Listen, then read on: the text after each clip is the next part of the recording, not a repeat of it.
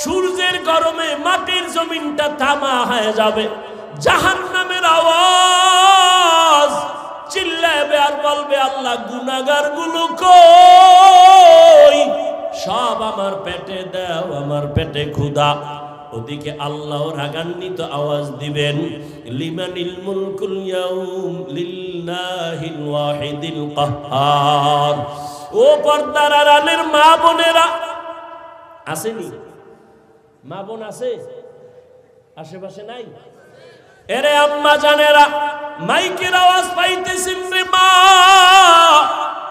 এতক্ষণ আমি আপনাদের সন্তানদের বিষয় নিয়ে চিল্লায়া যত কথা বলেছি রে আম্মা জান, এগুলো বাস্তবায়ন যদি করা লাগে আপনার দোয়া ছাড়া সম্ভব না, আপনার চেষ্টা ছাড়া মেহনত ছাড়া হবে না।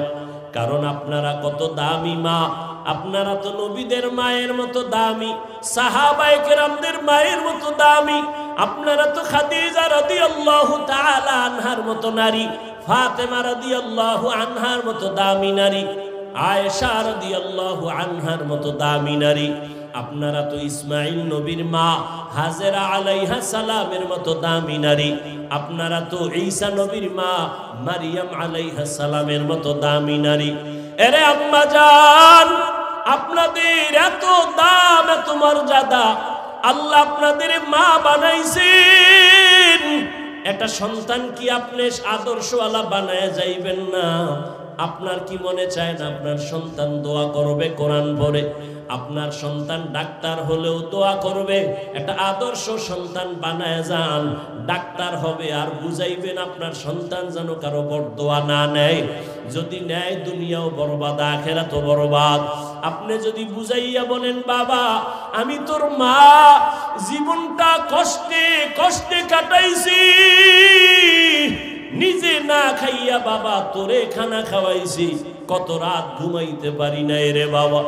আমি মায়ের তোর কাছে দাবি, জীবনে কোনোদিন মিথ্যা কথা বলবি না, কারো থেকে খারাপ আচরণ করে বরদোয়া নিবি না। সন্তানটারে যদি বুঝাইতেন, ডাক্তার হইয়াও আপনাকে ভুলতো না, ইঞ্জিনিয়ার হলেও আপনাকে ভুলতো না, কোরআন পড়ে পড়ে আপনার জন্য দোয়া করত। ও মা, এই এলাকায় আপনার মতো কত মা পর্দা করে, স্বামীর মাল হেফাজত করে, নামাজ পড়ে, মোবাইলে চরিত্র বিক্রি করে না। আপনি কেন পারবেন না রে মা? ও পর্দার আড়ালের বোনেরা, ও কলিজার বোন, আপনার মতো কত বোনেরা লেখাপড়া করে, মোবাইলে সময় নষ্ট করে না, নামাজ ছাড়ে না, বেপরদায় আড্ডা দেয় না। ও বোন, আপনি কেন পারবেন না? এখনো সময় আছে, তওবা করেন। ও আমার কলিজার বৃদ্ধ বাবাজি, আপনার মতো কত বুড়ারা মসজিদে গিয়া নামাজ আদায় করে 5 বেলার, বলেন আপনি কেন পারবেন না? এখন থেকে তওবার নিয়ত করে ফেলেন। ও যুবক বাবারা, মনে মনে আমার আল্লাহকে ডাকো আর আল্লাহকে বলো, হে মালিক, এই বিশাল ময়দানে মনে হয় আমার মতো গুনাহগার কেউ নাই। আমার গুনার খবর আমার মা বাবা আপনজন কেউ জানে না। সারাটা রাত্র দরওয়াজা জানালা বন্ধ করে মোবাইলে গুনাহ করেছো, আমার আল্লাহ দেখছেন, দুনিয়ার কেউ দেখলো আল্লাহ জানছেন। আমার আল্লাহ একবারও রাগ করিয়া তোমারে ঘুমের ঘরে মেরে ফেলেন নাই, আল্লাহ রাগ করে খানা পানি বন্ধ করেন নাই। এখন যদি আল্লাহর কাছে বিনয়ের সাথে তওবা করো, মন খুলে যদি বলতে পারো, হে আল্লাহ, মরিয়া গেলে যাব, আর নামাজ ছাড়বো না, আর দাড়ি কাটবো না, বেপরদায় চলবো না, মা বাবার সাথে বেয়াদবি করবো না, উলামায়ে কেরামের দোয়া নিয়া নবীর তরিকা মেনে চলবো, উলামায়ে কেরাম মুরব্বী আমার আসাতেজায়ে কেরাম শিক্ষকদের দোয়া নিয়া চলবো, আর কোনোদিন খারাপ আচরণ করবো না। তওবার যদি নিয়ত হয়, অন্তর যদি তোমার তৈরি থাকে, অন্তরে মুনাফিকি না থাকে, আল্লাহর ভয় অন্তরে জমা করিয়া 2 ফোঁটা চোখের পানি ছেড়ে আল্লাহকে ডাকো। ওরে তোমার আমার মা বাবা কি পরিমাণ চোখের পানি ফেলে দোয়া করেছেন, ওই মা বাবার চোখের পানি আর দোয়া ছাড়া এই চেয়ারে বসতে পারি নাই রে বাবা। ওই মা বাবার চোখের পানি আর দোয়া ছাড়া তুমি পরীক্ষায় নাম্বার পাও নাই, ওই মা বাবার চোখের পানি আর দোয়া ছাড়া তুমি আলেম হতে পারো নাই, ওই মা বাবার চোখের পানি আর দোয়া ছাড়া তুমি টাকার মালিক বাড়ি গাড়ির মালিক হতে পারো নাই, ওই মা বাবা যারা সাদা কাপড়ে প্যাকেট করে কবরে রাখছো, মোনাজাতের পরে অনেকে বাসায় গিয়া দরজার সামনে গিয়ে আম্মু বলে ডাকবে, দরজা খুলবে। এই ময়দানে এমনও কিছু আল্লাহর গোলাম আছেন জীবনে আর কোনোদিন মা বলে ডাক দিতে পারবে না, বাবা বলে ডাক দিতে পারবে না। অতএব আল্লাহর কাছে চোখের পানি ছেড়ে তওবা করো। দুনিয়ায় সূর্যের গরম সহ্য করা যায় না, একটা মশার কামড় সইতে পারি না। গুনাহগার হইয়া ওই আল্লাহর আদালতে দাঁড়াইলে জাহান্নামের আগুনের গরম কেমনে সহ্য করবি রে যুবক? এখনো সময় আছে, তওবা করে নাও। গুনার কারণে যদি দিলটা পাথর হয়ে থাকে চোখে পানি আসবে না। ডানে বামে যদি কান্নাওয়ালা কাউকে পাও কলিজা দিয়া দোয়া চাইও, কান্নাওয়ালার দোয়া খালি ফেরত যাবে না রে বাবা। তোমার আমার কপাল বড় খারাপ, গুনাহের কারণে দিলটা শক্ত, আমার আল্লাহ বেজার, এজন্য 1000 বার চেষ্টা করেও চোখে পানি আসে না। আল্লাহর কাছে তৌফিক চাও, আল্লাহ আর গুনাহ করব না। এখানে হাজারো হাজারো ওলামা বাজারের ওলামাদের ফ্যাক্টরি এখানে আছে, সবাই সাক্ষী। পৃথিবীতে শ্রেষ্ঠ কিচ্ছা কাহিনীর কিতাবের নাম কোরআন। তুমি কি জানো? জাহেল, মুতাকাব্বির। হযরত কোরআন শরীফের মধ্যে বাঘের কিচ্ছা নাই? আছে। গরুর কিচ্ছা দিয়ে তো কোরআন শুরু। সাপের কিচ্ছা আছে, মশার কিচ্ছা আছে, মাছির কিচ্ছা আছে, পিপিলিকার কিচ্ছা আছে, কি নাই? হাজারো কোটি কিচ্ছা কোরআনে হাদিসে ভরা। আসহাবে কাহাবের কিচ্ছা তো এরা কোনো নবীও না, সাহাবীও না, বেশি থেকে বেশি ওলি। এরকম বহু কিচ্ছা আছে কোরআনে, তুমি কি বুঝো? কসাসুল আউয়ালিন মাওয়াইজুল আখিরিন, আরো শুনো, ধৈর্য হবে কিনা জানি না। আল্লাহ কোরআন শরীফের মধ্যে 3 পদ্ধতিতে ওয়াজ করেছেন। 6000 আয়াতে, 500 আয়াতে বিধান, আর বাকি 6000-এর উপরে আয়াতে কিচ্ছা কি বলে ওয়াজ আল্লাহ করেছেন 3 পদ্ধতিতে। 3 পদ্ধতিতে যদি 6000 আয়াতে আল্লাহ ওয়াজ করেন, ভাগে কয় হাজার করে পড়ে? 3 পদ্ধতির 2000। তাহলে 2000 আয়াতে আছে কিয়ামতের ওয়াজ, 2000 আয়াতে আছে আল্লাহর কুদরতের ওয়াজ, আর 2000 আয়াতে আছে কিচ্ছা কাহিনীর ওয়াজ। তাযকির বি আলা ইল্লাহ, তাযকির বি আইয়ামিল্লাহ, তাযকির বিমা বাদাল মাউত। 6000 আয়াতে আল্লাহ ওয়াজ করেছেন, 500 আয়াতে বিধান দিয়েছেন, 3 পদ্ধতিতে আল্লাহ ওয়াজ করেছেন। 2000 আয়াতে কুদরতের ওয়াজ, 2000 আয়াতে কিয়ামতের ওয়াজ, 2000 আয়াতে কিচ্ছা কাহিনীর ওয়াজ। শুধু কিচ্ছা না, আল্লাহ বলেছেন আহসানুল কাসাস। তাহলে শুনাই ফেলাই 2-4 মিনিটে। অনেকে হয়তো জানেন,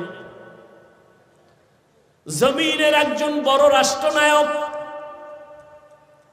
একদিকে সে দেশ পরিচালনা করেন, অন্যদিকে তিনি একজন আল্লাহর খাস ওলিয়ে কামেল। নাম হলো সুলতান মাহমুদ গজনভী রহমাতুল্লাহ আলাইহি। তার ইন্তেকাল হয়ে গেল। আপনজনের সাথে ঘুমের ঘরে কথা, স্বপ্ন যোগে, ও সুলতান মাহমুদ কবরের কি হালাত? বলে আলহামদুলিল্লাহ, আল্লাহ মাফ করেছেন। যুবক বাবারা একটু ধৈর্য ধরো, আমি কষ্ট দিতে চাই না। কষ্ট তো আমার হয়, আমার কষ্ট হয়। কেন কষ্ট করি? কেন? খালেসান লিওয়াজহিল্লাহি তাআলা। একটু ধৈর্য ধরো। সুলতান মাহমুদ বলে আমাকে আল্লাহ মাফ করে দিয়েছে। কয় কি বড় আমল করছেন এই জন্য মাফ করছে? কারণ সামান্য একটা ছোট্ট আমল। কয় কি? আদব বলা আমল। কি আদব ওয়ালা আমল। সুলতান মাহমুদ গজনভী বলেন, আমি একদিন সফর করতেছিলাম, রাত্রি যাপনের জন্য আমার কোন প্রজা গরিবের এলাকায় ঢুকলাম, থাকার জন্য একটা ঘর ছোট পাহাড়ের পাশে। যখন আমাকে থাকার জন্য ঘর দিল, এমন একটা ভাঙ্গা ঘর গরিবের একটা জায়গায় দিল, বিছানা একটা ছোট রুম। ওখানে যখন শুইছি, হঠাৎ করে নজর করে দেখি আমার পায়ের কিনারায় ছোট একটা তাক, তাকের উপর এক জিলদ কোরআন শরীফ। চিন্তা করলাম আমি এখানে রাতে ঘুমাবো, আমার পায়ের কিনারায় কোরআন শরীফ থাকবে, এটা কেমন কেমন মনে হয় না, এখানে আমি একটু আরামে ঘুমাই, কোরআন শরীফটা অন্য জায়গায় রেখে আসি। চিন্তা করে বসলাম, বসার পরে দাঁড়াইলাম, কোরআনটা হাতের মধ্যে নিলাম, নিয়ে অন্য রুমে যখন রওনা, মাঝখানে যায় আবার দাঁড়ায় গেলাম, চিন্তা আবার ঘুরে গেল, আরে আল্লাহর কোরআনের এত সম্মান, আমি সুলতান মাহমুদের তো সম্মান নাই, আমি আরামে ঘুমানোর জন্য কোরআন শরীফ অন্য রুমে রাখবে, এটা কেন? প্রয়োজনে আমি অন্য রুমে কষ্ট করে ঘুমাবো, আল্লাহর কোরআন সুন্দর জায়গায় থাকবে। ভাইবা ফিরত আইয়া কোরআন শরীফ আগা আবার আগের জায়গায় রেখে এবার আমি অন্য রুমে গিয়া ঘুমাইলাম।